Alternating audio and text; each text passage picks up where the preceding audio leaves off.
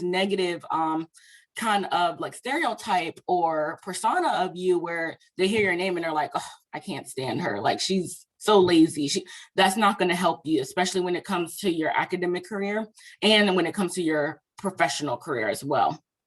And then what are some qualities that are used to describe me? Like what's going to be used to describe you as a person? Are people going to say, oh, she's a very honest person. She's outgoing. She's friendly. She's a strong communicator. You want to think about those type of things when it comes to your personal brand. How do you perceive yourself? And then also, how do others perceive you? And, for your teachers, this is a future opportunity or activity you can do for your students. Put them in a group of 3 or 4 people. Each of them take turns of jotting down different words or qualities that they think about each other when they hear their name or when they have to think about, when it comes to their work ethic or anything like that. That helps them not only know how to improve who they are as a professional, but it also helps them identify what others perceive of them. So if I'm thinking I have a good relationship with someone, are they going to say I'm a good person when they're around others, or are they going to have a different perception of me? So it just helps with your self-awareness and being aware of how others perceive you as well. When it comes to my personal brand, there's 3 things that come into play. Excellence. I'm a huge personal excellence, whether it's in my job, whether it's in school. I make sure I do my due diligence and give 100% every single time. That is huge to me. I have to be, I don't want to say like, I have to be like an expert or, the best at everything. To me, it's just about being the best professional that I can be. I don't look at competition with anyone else. My biggest competition is myself. And I know that's like a common quote that a lot of people hear, but it really is true. You're not really competing with others. You're competing with being the best version of yourself. The second thing would be compassion. I'm extremely compassionate. I want people to know that I care about their needs as well as their responsibilities, especially when I'm delivering quality service, whether it's, handling my files or helping someone with their independence when it's their turn to come into the firm, or whether it's just taking that extra step of going beyond, above and beyond, and just letting them know, hey, I'm here to walk you through this. I'm here to make sure I'm delivering quality service for you. So that way you don't feel alone, because when you care about what you're doing, people will care to work with you. So I think that's like the biggest thing I want everyone to take note of. Make sure whatever you do, you love it, because if you love what you do, you're going to be happy. You're going to love everything that you have going forward. And then integrity. I'm huge on integrity. Doing the right thing at all times, even when no one's watching, and being honest. And then taking accountability for my mistakes. I'm not perfect. I make mistakes. Granted, I graduated at top of my class, but I made mistakes along the way. There was times where I didn't get a chance to turn my assignment in and I would have to make it up or find ways to make up for it. But, you just want to take accountability for it. If you're working on a group project with people, if something's up, speak up right then and there. Don't wait till the last minute and say, you know what, I wasn't able to really do my part for the project, because it falls back on you and it can damage your personal brand. So you want to make sure you always take accountability for your actions, whether you're right or wrong. No one's perfect. Everyone makes mistakes. So. All right. So the 4th step would be just taking everything you've learned and applying it to your work. So everything you've learned from school, your parents, siblings, teachers, mentors, coaches, taking that to become the professional that you want to.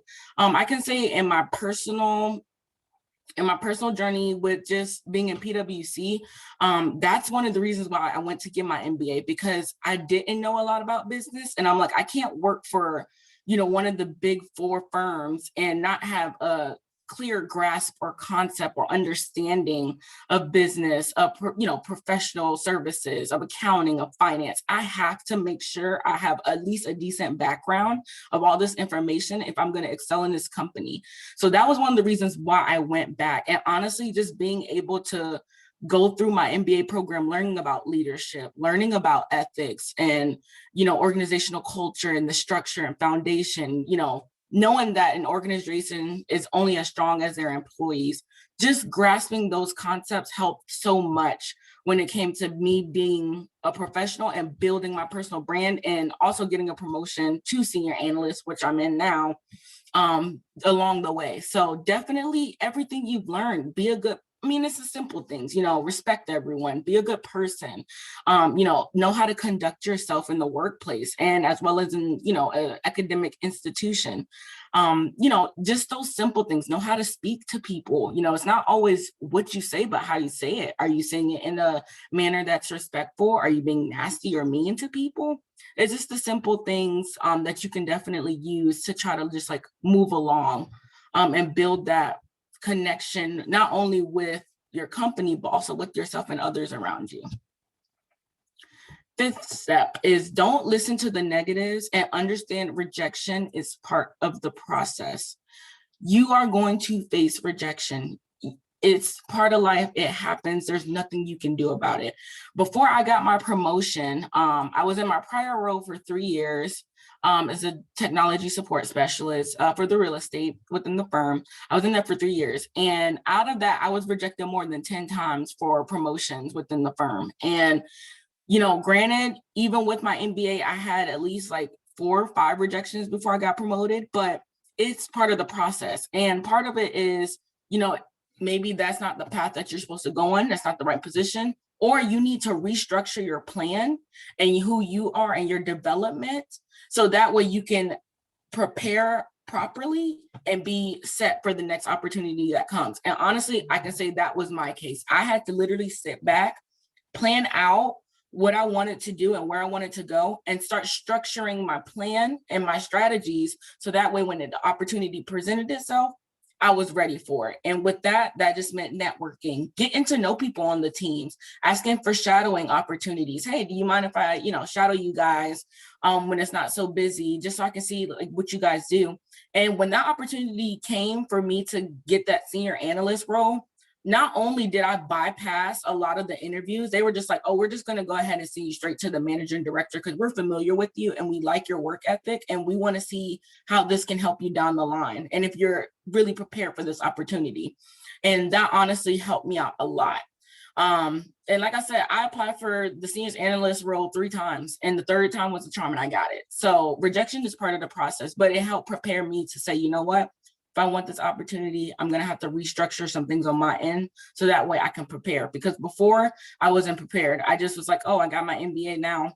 I can apply for these roles. And that's not how it goes. You have to literally prepare.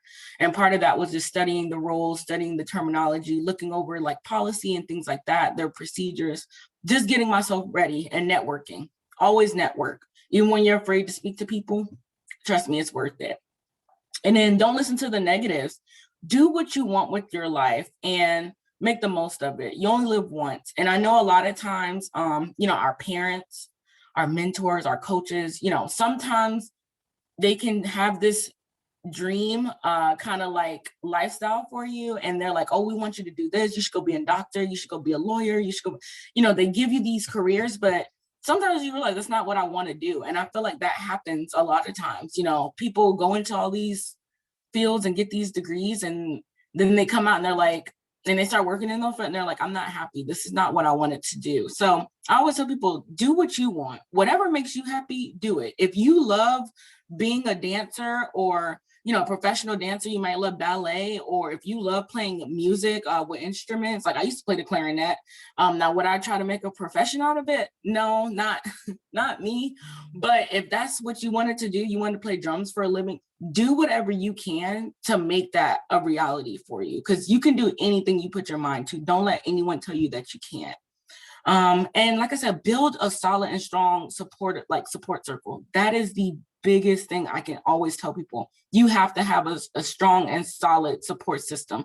And when I say that, it doesn't mean have 50 people or 50 friends. Sometimes you don't have that. Sometimes you just need a solid 5, whether it's your parents, a best friend or 2, a mentor, or, a coach, but you don't need a huge support system, but you need a solid group. As far as your support system, and never be afraid to ask for help. And that's where it comes into, if you want to learn more about something, ask for that help. If you want to, build on something, ask for that help. If you want to learn more about something, ask for that help. There's so many resources now that's available to everyone, especially with the internet. Reach out and get that help that you need. And then take chances and understand it's okay to fail. It happens. Failure makes you stronger. It definitely made me stronger. Those nights of crying in class when I couldn't understand things, or, if I failed an assignment, those are the things that help build me up into the professional that I am today, and as well as the academic student I am today. And then the sixth step would be build yourself up as a leader. Leadership is just a process of influencing others to achieve a specific goal, to bring change. So usually the normal traits of an effective leader, they're active listeners. They're always listening and trying to understand the perspectives of others and their viewpoints. Being honest, you always want to make sure you're honest, not only with yourself, but with others. The ability to inspire and convince others, that comes with time. How you carry yourself, how you build your personal brand, that's what attracts people to you. The strong desire to learn and motivate. You want to motivate not only yourself, but the others around you. And you constantly want to learn. A strong leader is always looking to learn. I'm always reading. I'm always subscribing to like the Harvard Business Review. Granted, I am a doctoral student, so I am constantly in school all the time, but I'm always learning. I'm always trying to grow as a person and, just find ways to be better within myself. Strong delegators. No, you can't take on everything at once. It's a team effort. So you have to work together as a team. Being empathetic, being understanding and compassionate towards others. If people are going through things, be empathetic towards them, because you never know what people have going on behind closed doors. Also, effective communicators. You want to be able to share clear messages and explain complex messages in a manner that everyone can understand. Because, like I said, there are some concepts and, plans and things like that you may have to deliver to people, but you want to make sure people can understand them. And then they also have strong strategic and critical thinking skills. You got to be quick to think on your feet. If something happens, sometimes you don't have time to plan. You got to think right there on the spot. Okay, what's going to be the next step? How are we going to solve this problem? You want to be creative, have fun. Most leaders are always thinking of new ways to bring change and change initiatives and bring different strategies into plan. And then you also want to be flexible and adaptable. You want to be able to adapt to any situation going forward, because random things happen all the time. If I would tell you right now, with working at PwC, things change all the time. It changes almost every day, constantly. I was working on one process and now they got me working on a highly confidential project. So things are always changing and there's nothing you can do about it. You just have to learn how to adapt and make it work for yourself. And then with furthering my education and leadership opportunities within my career, I finally feel I'm at the point at 27 where I'm able to say, Mom and Dad, I think I made it. Well, I for sure know I made a name for myself. I was able to get a promotion within my firm, so that happened in November. I'm currently a council member for the Tampa Purpose and Inclusion Council. Pretty much, our goal is to try to eliminate discrimination, workplace discrimination, any type of bias or, racism or anything like that in the workplace, and then bring awareness to diversity within our firm and in our communities. I was one of 26 chosen out of 100 applicants. So we're definitely making an initiative to bring a more inclusive and positive workplace culture into the firm, and also just making everyone aware of what's going on around us when it comes to social injustices, with the police brutality, and, making sure that people understand that everyone deserves an opportunity and we have to bring change within the organization to maximize our diversity and talent. I was also able to speak at several conferences within PwC on behalf of my academic career and my professional career. And then my DBA will allow me to achieve more leadership opportunities within my firm and build a second career as a professor teaching leadership and ethics. I'm a huge leadership and ethics person. I enjoyed those courses throughout my MBA and my DBA, so I'm super excited to be continuing. And my ultimate goal is I would love to become a C-suite executive. And that's just pretty much, your CEOs, your COOs. I would personally like to become the chief compliance officer, since I am in ethics and compliance and I do like risk management. So that's where I'm looking into as well. And then as far as a recap, education is important. Get comfortable with being uncomfortable. Build your personal brand. Take everything you've learned and apply it to your role or your job or your position, your schooling, whatever next step you have for yourself. Don't listen to the negatives and understand rejection is part of the process. And then just build yourself up as a leader overall. And that is it. Thank you. Wow, what an amazing presentation. That was Thank you. so informative. So at this point, I know we have Northeast High on the call. Which Okay. other schools are on the presentation with us? And then do we have any questions for Miss Leath about her career, about schooling, anything. You can unmute yourself, put it in the chat, whatever you want to do. But I also want to get a roll call of the other schools that are on as well. This is Madeline Middle. Thank you. Welcome. Thank you.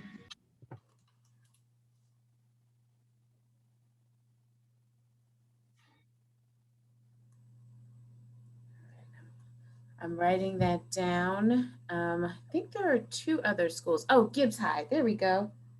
I knew there was another school on Gibbs High. And I'm looking at one more, I think. Barry. Trying to see what school you're from.